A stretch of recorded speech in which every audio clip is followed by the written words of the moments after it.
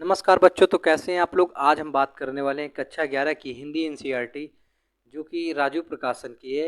आज मैं उसके पहले चैप्टर समुच्चय यानी कि सेट्स के बारे में आपको बताने वाला हूं, वो भी एकदम बेसिक से। देखिए, समुच्चय मतलब क्या होता है, सबसे पहले ये जान ले। समुच्चय यानी कि सेट्स वस्तुओं या पदों के सुपरिभाषित यानी कि वेल डिफाइंड संग्रह कलेक्शन को समुच्चय कहते हैं। अर्थात ऐसी वस्तु या पदों का सुपरिभाषित संग्रह जो काउंट किया जा सके या जिसे हम लिख सकते हैं कि हाँ होते हैं। जैसे उदाहरण के तौर पे हम लोग समझे, जैसे हमसे पूछा जाए अंग्रेजी वर्णमाला के स्वरों का समुच्चय, तो सबको पता है कि ए ई आई ओ यू समुच्चय है। हमने इसे परिभाषित कर दिया तो समुच्चय है, और नहीं कर पाते तो समुच्चय नहीं था। जैसे प्रथम 5 धन संख्याओं का समुच्चय 1 2 3 4 5 होता है। प्रथम 5 धन यानी कि 1 2 3 4 5 5 संख्याएं पूछी गई हैं धन, तो प्लस में सारी संख्याएं, तो ये भी समुच्चय है। अब जैसे इन्होंने पूछा विश्व के सर्वश्रेष्ठ खिलाड़ियों का संग्रह, तो देखिए इसका कोई मानक पैमाना नहीं है। यानी कि कोई ऐसी लिस्ट जारी नहीं होती जिसमें लिखा है कि दुनिया के नंबर 1 खिलाड़ी विराट कोहली हैं, या उसके बाद कोई अब रोनाल्डो है, कोई मैसी है। देखिए, चलिए अब हम लोग प्रश्नावली की तरफ बढ़ते हैं। प्रश्नावली 1.1। प्रश्न नंबर 1 दिया है, निम्नलिखित में कौन से समुच्चय हैं, अपने उत्तर का औचित्य बताइए। पहला क्वेश्चन दिया है, जे अक्षर से प्रारंभ होने वाले वर्ष के सभी महीनों का संग्रह। देखिए, हमने क्या कहा था आपसे कि यदि हम इन्हें परिभाषित कर सकते हैं तो समुच्चय हैं, और नहीं कर पाए तो यह समुच्चय नहीं है। पूछ रहा है जे अक्षर से प्रारंभ होने वाली, तो 12 महीने होते हैं। अब जो जे अक्षर से आते हैं, जैसे जनवरी आता है, जून आता है, जुलाई आता है, वैसे हमें इनको परिभाषित करके दिखाना है। अगर हम कर पाएँ तो इसका मतलब यह समुच्चय है। ठीक है, चलिए देखते हैं। सबसे पहले जे अक्षर से आता है जनवरी, J A N U A R Y. ठीक है, कॉमा। जनवरी के बाद आता है जून, जे यू एन ई। फिर आता है जुलाई, जे यू एल वाई। अब देखिए कौन कौन से आते हैं, जनवरी हो गई, जून हो गया, जुलाई हो गया, बस यही आते हैं। ठीक है, जनवरी, जून, जुलाई हमने परिभाषित कर दिया ना, अतः यह समुच्चय है। क्या कहेंगे हम लोग, अतः यह समुच्चय है। अतः यह समुच्चय है। बताइए कितना इजी था। इजी था। पूछ रहा है कि एक वर्ष में जो जनवरी, फरवरी, मार्च, अप्रैल, मई, जून, जुलाई, अगस्त, सितंबर, अक्टूबर, नवंबर, दिसंबर होता है, इसमें कितने ऐसे महीने हैं जिनकी स्पेलिंग की शुरुआत जे से होती है। तो जे अक्षर से कौन कौन शुरू होता है, जनवरी होती है, जून होता है और जुलाई होता है। अगर हमने सुपरिभाषित कर दिया इसकी बात को कि हाँ होता है, सही बात इसने बोला ना कि जे अक्षर से कौन कौन होते हैं, हमने बता दिया, तो यह क्या है, यह समुच्चय है। अब प्रश्न नंबर 2 की ओर बढ़ते हैं। क्वेश्चन नंबर 2 दिया है, भारत के 10 सबसे अधिक प्रतिभाशाली लेखकों का संग्रह। तो हम लोग बात करें तो क्या है कि भारत के कोई लेखक का कोई पैमाना तो है नहीं कि कौन लेखक सबसे ज़्यादा प्रतिभाशाली है। देखिए, अब हम लोग क्या लिखेंगे इसका आंसर कि भारत में कोई लेखक प्रतिभाशाली है अथवा नहीं। यानी कि भारत में कोई लेखक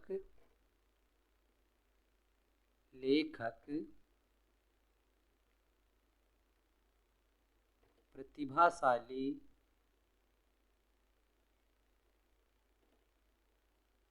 प्रतिभाशाली है अथवा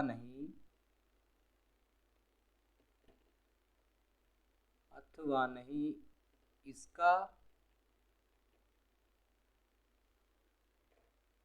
कोई मानक पैमाना नहीं है। पैमाना नहीं है, अर्थात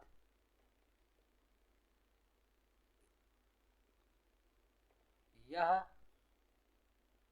सुपरिभाषित नहीं है। सुपरिभाषित नहीं है, सुपरिभाषित नहीं है। अतः यह समुच्चय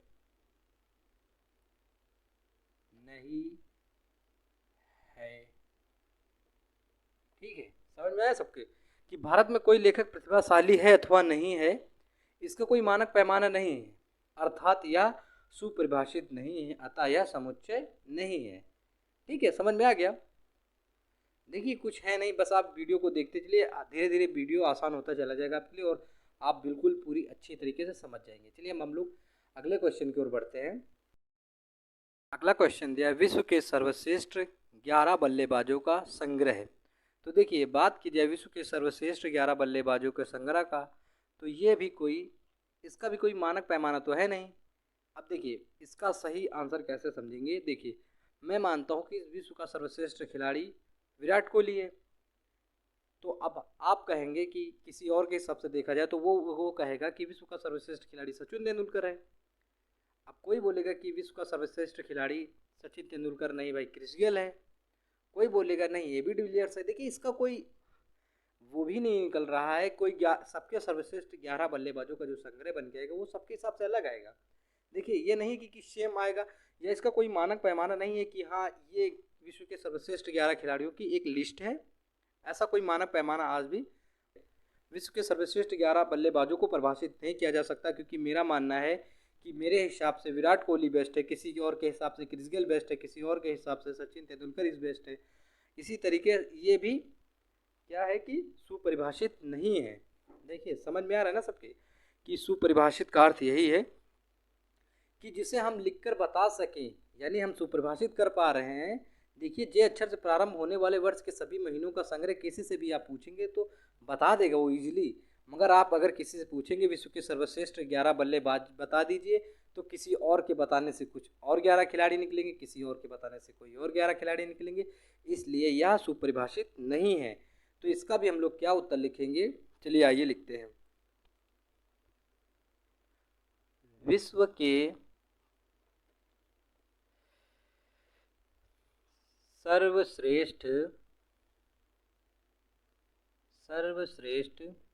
11 बल्लेबाजों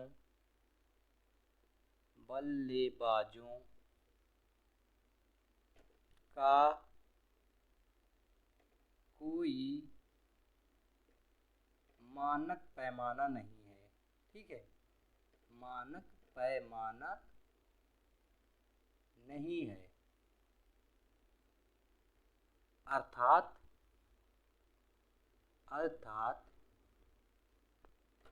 यह समुच्चय नहीं है। समझ में आया, अर्थात यह समुच्चय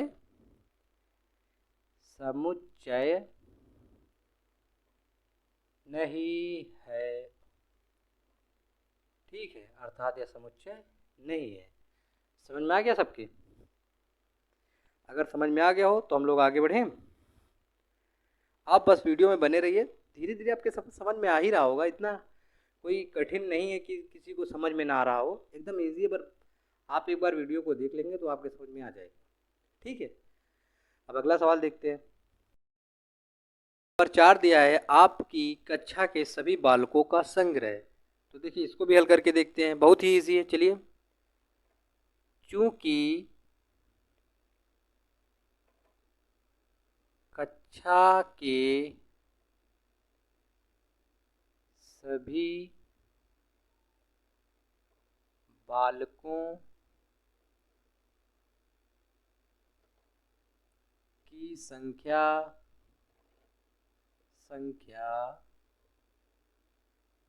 सुनिश्चित होती है, सुनिश्चित होती है। ठीक है, सुनिश्चित होती है, जो 20-30 हो सकती है,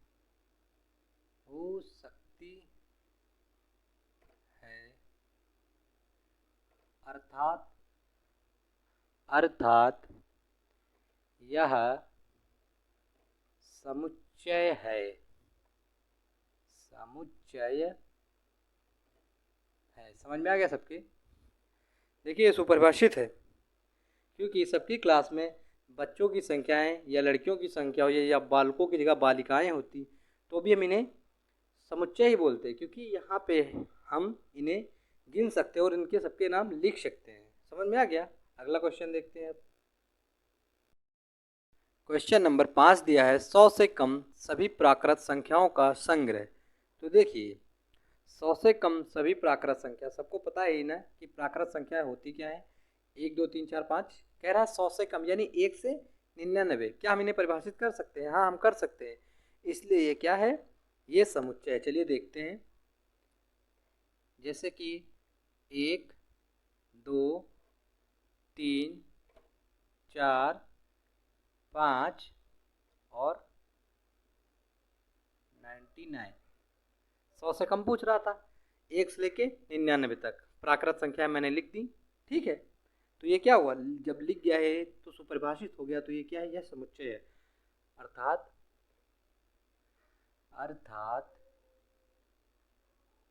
यह समुच्चय है, समुच्चय है। ठीक है, अब अगले क्वेश्चन की ओर चलते हैं। अगला क्वेश्चन दिया है क्वेश्चन नंबर 6, लेखक प्रेमचंद्र द्वारा लिखित उपन्यासों का संग्रह। अब इस क्वेश्चन की बात की जाए तो देखिए लेखक प्रेमचंद्र द्वारा लिखित उपन्यासों का जो संग्रह की बात हो रही है, ये भी एक समुच्चय है। कैसे? चलिए देखते हैं। क्योंकि लेखक प्रेमचंद्र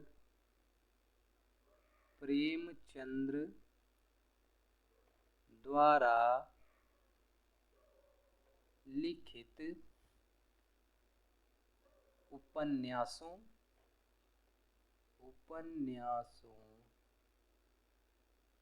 उपन्यासों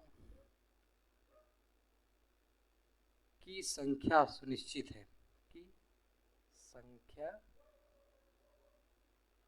सुनिश्चित है, सुनिश्चित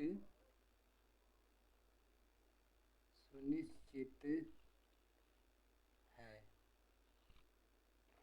अर्थात यह समुच्चय है। ठीक है, देखिए सब लोग जानते हैं मुंशी प्रेमचंद्र जी के बारे में। क्या उन्होंने उपन्यास नहीं लिखे हैं? अब इतने तो नहीं लिख डाले होंगे कि उन्हें कोई गिन नहीं सकता। देखिए सही कह रहे हैं कि गलत? तो हम उन्हें लिख सकते हैं, इसलिए क्या है? यह सुपरिभाषित है, अर्थात यह समुच्चय है। अगले क्वेश्चन की ओर चलते हैं। अगला क्वेश्चन दिया है क्वेश्चन नंबर 7, सभी समपूर्णांकों का संग्रह। देखिए समपूर्णांक क्या है? जो 2 से विभाज्य हो जाती हैं। चलिए देखते हैं इसे भी करके है या नहीं। तो देखिए ये भी समुच्चय है, क्योंकि 2 4 6 8 10 डॉट डॉट डॉट डॉट कहाँ तक? इन्फिनाइट तक। अर्थात यह समुच्चय है, समुच्चय है। ठीक है, समझ में आ गया? यानी ये भी समुच्चय है। अब अगला देखें। क्वेश्चन नंबर 8 दिया है इस अध्याय में आने वाले प्रश्नों का संग्रह है। चलिए इसको भी हल करके देखते हैं। तो देखिए इस अध्याय में आने वाले प्रश्नों का संग्रह, तो चूंकि इस अध्याय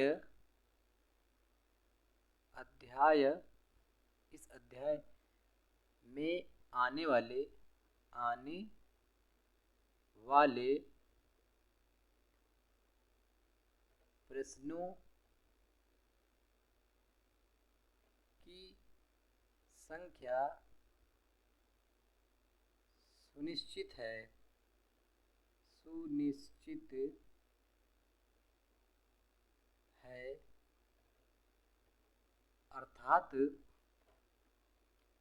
अर्थात यह समुच्चय है। समुच्चय है।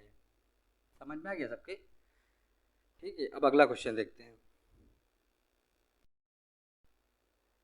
अगला क्वेश्चन दिया है विश्व के सबसे अधिक खतरनाक जानवरों का संग्रह। तो देखिए इसे भी हल करते हैं। विश्व के सबसे अधिक खतरनाक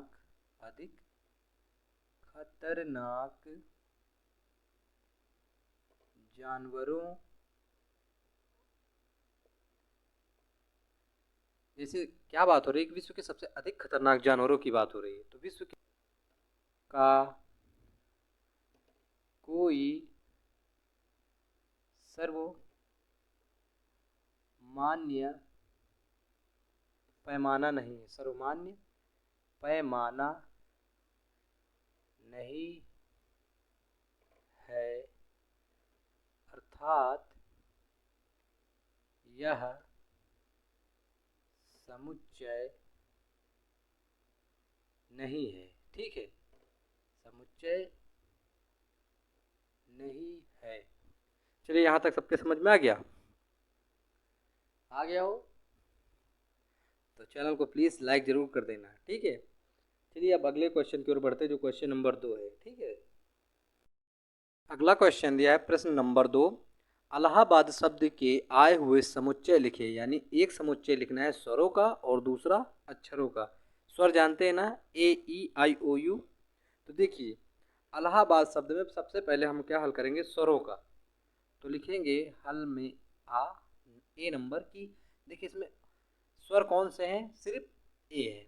तो हम सबसे पहले क्या करेंगे कि जब हम समुच्चय अब लिखेंगे तो उसे हम मझले कोष्टक के अंदर लिखेंगे। ठीक है, इसे रोस्टर रूप में भी कहते हैं। ठीक, तो सबसे पहले क्या लिखेंगे? हम लिखेंगे ए, और तो इसमें कोई स्वर है नहीं, तो यही हमारा आंसर हो गया। और रही बात बी की, इसमें सभी अक्षरों का समूह, यानी और रही बात इसमें जो वर्ड, देखिए जो वर्ड एक बार हम लिख देंगे उसे हम दोबारा नहीं यूज करते समुच्चय के अंदर। जैसे अगर हमने एक बार एल लिख दिया तो दोबारा एल नहीं लिखेंगे, या एक बार ए लिख दिया तो जितने ए आ रहे हैं इन्हें बार बार नहीं लिखा जाएगा। एक वर्ड को मात्र एक बार लिख सकते हैं। ठीक है, वो भी रोस्टर रूप के अंदर। चलिए करके देखते हैं। सबसे पहले रोस्टर रूप ए कॉमा एल कॉमा, अब डबल एल आ गया, ये भी हो चुका है, ए भी हो चुका है, और एच बचा, एच हो चुका, फिर ए भी हो चुका, बी बचा, और आखिरी में डी बचा। ये रहा हमारा उत्तर। ठीक है, समझ में आ गया? ऑप्शन ए स्वरों का आंसर है और ऑप्शन बी अक्षरों का। समुच्चय का असली अर्थ यही है कि वस्तुओं या पदों का सुपरिभाषित संग्रह। अब जैसे इसमें दे रखा है कि इलाहाबाद शब्द के आए हुए समुच्चय लिखिए, तो देखिए स्वरों का पूछा गया तो इसमें स्वर सिर्फ एक ही है, वो है ए। ए इतने बार जरूर आया कि 4 बार आया है, मगर हम सिर्फ एक ही बार लिख सकते हैं, वो चाहे जितनी बार रिपीट हो, हम समुच्चय में उसे एक ही बार लिखते हैं। ठीक है, अब अक्षरों का यानी पूरी संख्याओं का लिखना था। तो देखिए सबसे पहले ए है तो हमने ए लिखा। ठीक है, उसके बाद एल है, एल लिखा। अब डबल एल आ गए तो इसलिए हमने एक ही एल लिखेंगे, तो ये नहीं कि दोबारा फिर से एल लिख देंगे। ठीक है, एक बार ए लिखेंगे, एक बार एल लिखेंगे, फिर एच लिखेंगे, फिर बी लिखेंगे, फिर डी लिखेंगे। यही हमारा आंसर है। ठीक है, समझ में आ गया हो तो प्लीज़ अपने दोस्तों को ज़रूर शेयर करना। धन्यवाद।